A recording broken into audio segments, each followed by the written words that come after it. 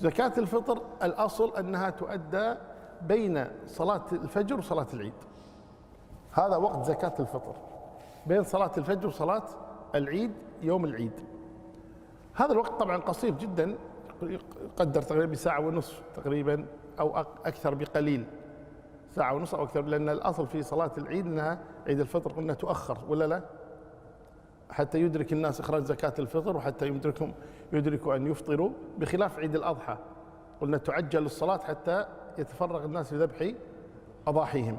فلو فرضنا أنه بين صلاة الفجر وصلاة العيد ساعتين مثلا، فخلال هاتين الساعتين أفضل وقت لإخراج زكاة الفطر.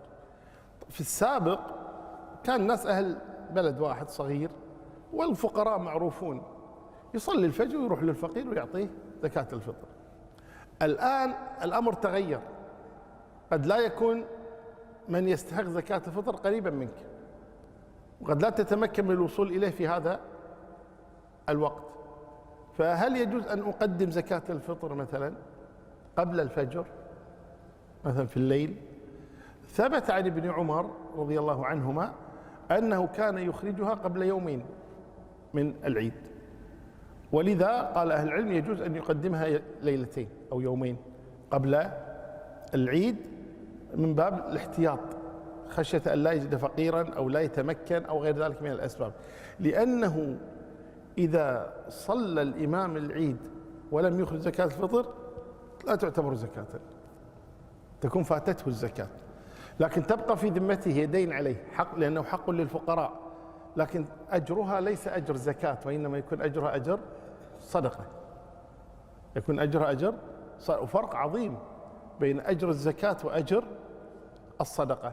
فالمهم أن الإنسان يحرص أن يخرج زكاة الفطر في هذا الوقت بين صلاة الفجر وصلاة العيد، فإن لم يتيسر له ذلك فقبلها بيوم أو يومين لا مانع من ذلك. بعض أهل العلم يقول حتى قدمها أكثر ما يضر، يعني بعض أهل العلم يرى أنها من أول رمضان يجوز أن يخرجها زكاة الفطر، لكن الأحوط أن لا يخرجها إلا في هذا الوقت.